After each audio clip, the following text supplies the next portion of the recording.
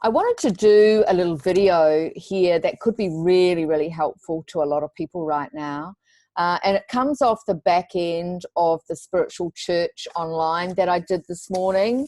And in the group, we were investigating the vibration of the heart and people not really realizing the power of the heart.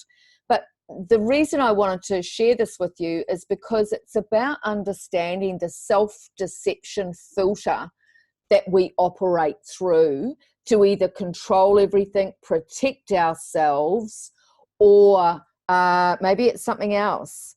But here's what we came up with that I thought was really, really valuable to share.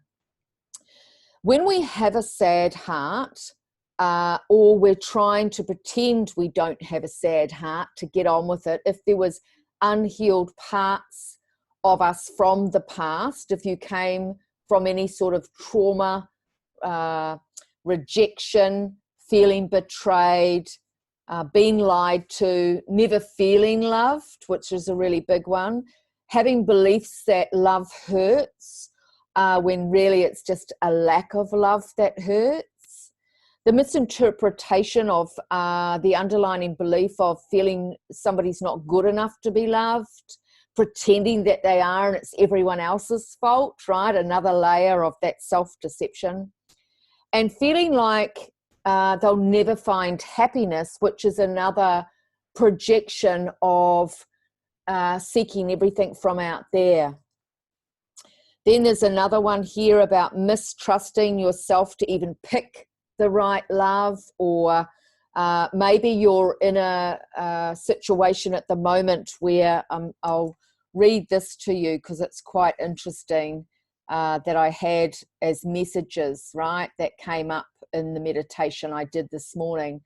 So if you look at the intention of this video, it's really to heal your truth, those lost parts of you that maybe you're not really conscious of, and you're wondering why you're still struggling or feeling unhappy in some way.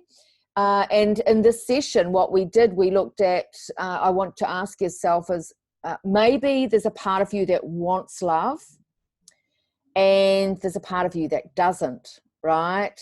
So we're sending out mixed signals. If you look at Albert Einstein, he discovered the photons that we're putting out in quantum mechanics or quantum physics, those photons must be matched. So if we've got unconscious beliefs or thoughts that we're not acknowledging, not taking responsibility for, that are saying these things, I don't trust love, I'm afraid I'll be betrayed or rejected, or don't believe in love, or whatever the case may be, then we'll attract another person to prove we're right in some way. That's what the ego does. The ego I called edging good out, EGO.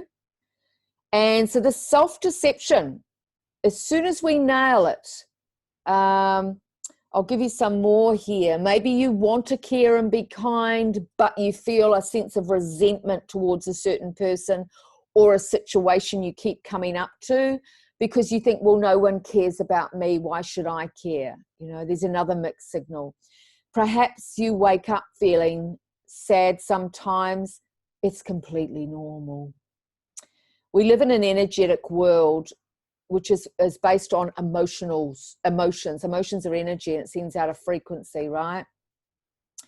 And when we're not feeling happy, good, alive, when we don't have those tools and techniques, remember, it's not your fault.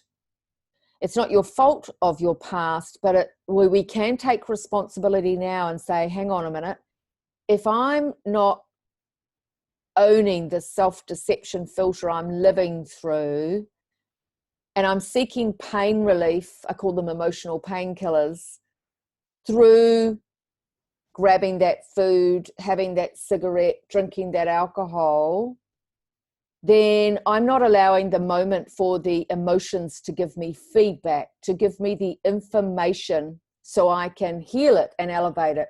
Then I'm in control. I have a choice when I choose to enjoy a glass of wine or enjoy a cigarette or enjoy whatever.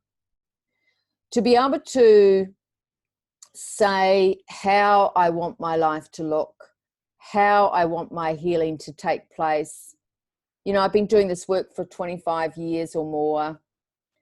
And, you know, to be able to manage emotional states, the only difference is when you do this work on a daily practice, and you can sit there and go months and months and months and months or years. I've gone a few years without alcohol or anything. And I used to have drug addiction. I used to have alcohol dependency on a nightly basis. I used to gamble. I used to have such low self-esteem. I completely felt worthless and pretending, you know, that I was all okay until I couldn't do it anymore. And so to be able to manage those emotional states, what I'm suggesting here is that if you want to heal a part of you that you've got a repetitive behavior that is blocking you from feeling good about yourself, that there is a solution. We just have to unpack that to inspire the future. And it's a really, really wonderful experience. Even if you just joined the spiritual church, go to gethappyonline.com, which is every week, and just experience the group healing that we do. Just read the testimonials. I mean, everybody just goes out of there just floating like bliss, right? And so, or if you want a one-on-one with me, just get in touch. And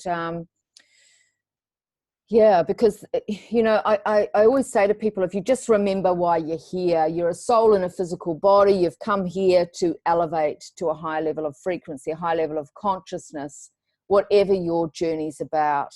So I hope that's been helpful for you. One tip to do today to keep honoring yourself is to bring your attention to the breath and remember why you came. You know, remember that this just isn't about being a human doer, it's about being. And we're all here at the moment to discover things about compassion and how we can live a better life and be self-sufficient and not rely on outside resources to give us a feeling of safety and survival. We can actually, if we can create the energy from within, we will attract it, you know. So I just wanted to share that with you. If you have a sad heart, if you have something that you'd like to heal, clear, go to loveselfmastery.com, and together, let's get you happy.